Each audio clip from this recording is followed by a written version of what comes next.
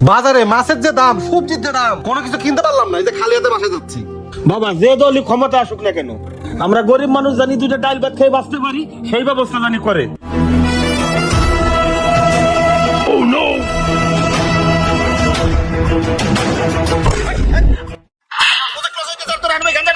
জি বস বলেন। তোরাই 16-17 বছর বসে থেকে তোর পাশে জাম লেগে গেছে, তোর ট্রেনিং দিতে দেবো। আয় ওই সময় খাই। শোন, তোকে আমি মাঠে বানানো যাবো না, তোকে আমার শক্তি পরীক্ষা করতে দেবো। তোরা কষ্ট কষ্ট কর।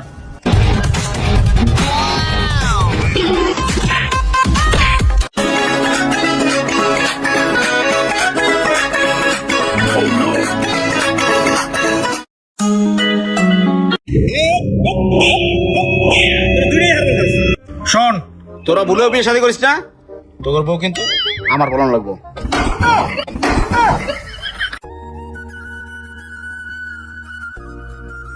ভাই ইলিশ কত করে?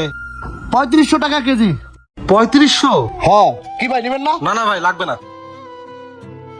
ভাই এই চিংড়ি কত? 750। কি কোন ভাই, এই চিংড়ি 750? ভাই বাজারে যেরকম এরকমই বেচা লাগবে ভাই, আমার আর কিছু করার নাই। আচ্ছা ভাই।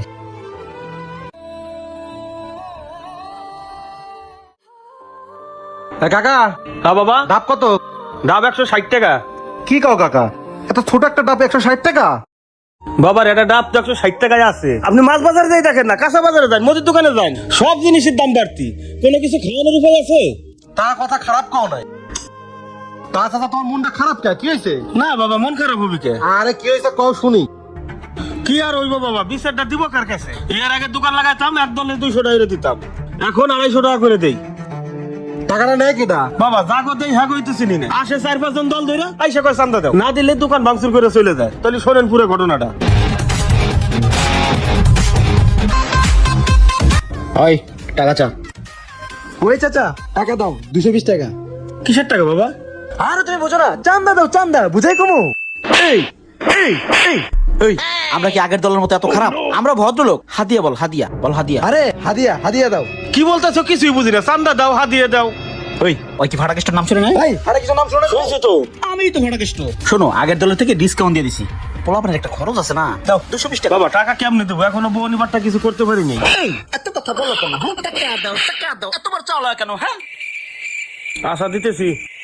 গুড। আই ধর টাকা কিভাবে দিতে? এই বুঝিস না, বুঝিস না, বুঝিস না, বুঝাই কমু, বুঝিস না। চল। গুড কাকা, লাভ ইউ কাকা।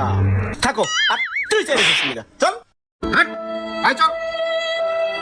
আল্লাহ তোমার কাছে বিচার দিলাম। বাবা সবই তো শুনলেন, ভাবছিলাম দেশটা পরিবর্তন হয়েছে, আমাগো মতন গরিব মানুষরা একটু শান্তিতে বসবাস করতে পারবে। এই তো দেখি আরো অশান্তি শুরু হয়ে গেছে আমাগো। আগে একটা ডিটেল সাবান কিনছি 10 টাকা ছোটটা, এখন কিনতে যাবেন 15 টাকা। আবার দেখেন প্রত্যেকটা জিনিসেরই দাম একই আছে, প্যাকেটও ঠিক আছে, ভিতরে মাল নাই। 1 কেজি চাইল আগে কেজি 60 টাকা, এমনি 70 টাকা 80 টাকা। একালি ডিম ছিল আগে 45 টাকা 50 টাকা, এখন 60 টাকা 65 টাকা। এখন আমরা কি খাই বাঁচবো কয়েন? শুনছিলাম এবার ইলিশ মাছ বলে পানির দামে দাম হবি। খাওয়া তো দূরই কথা, ও তো সহিয়ে দেই না। পরশুদিনকে গেছিলাম বাজার, ইলিশ মাছের দাম শুনি 2200 টাকা 3500 টাকা কেজি ইলিশ মাছ। এখন আমরা কি খাইয়া বাঁচবো কয়েন? 1 কেজি পাঙ্গাস মাছ কিনবা গেলে 200-250 টাকা দাম আছে। বাবা আমার কথা হয়েছে, যে দলে ক্ষমতায় আসুক না কেন, আমরা গরিব মানুষরা জানি দুইটা ডাইল ভাত খেয়ে বাঁচতে পারি। সরকার সেই ব্যবস্থা জানি করে, আর বাংলাদেশে জানি কোথাও চান্দাবাজি চুরি চিন্তা এগুলো না হয়। এইটা আমাকে সরকারের কাছে আবেদন। বাবা আপনার সাথে এতক্ষণ ধরে কথা বললাম, আপনার পরিচয়টা তো জানলাম না বাবা। কাকা আমিও তোমার মতো একজন সাধারণ নাগরিক। আইছিলাম বাজারে, মাছের যে দাম, সবজির যে দাম, কোনো কিছু কিনতে পারলাম না। এই যে খালি হাতে বাসা যাচ্ছে, আমি বাসায় যাই বউ পোলা মানে কি বুঝামু আল্লাহ জানে। কাকা তাহলে আসি, আসসালামু আলাইকুম। ওয়ালাইকুম সালাম। তো গাইস, ভিডিও দেখে কি বুঝলেন? শুধু দেশ নয়, নিজেদেরকে পরিবর্তন করতে হবে। ভিডিও ভালো লাগে লাইক কমেন্ট শেয়ার দিয়ে পাশে থাকবেন। ধন্যবাদ।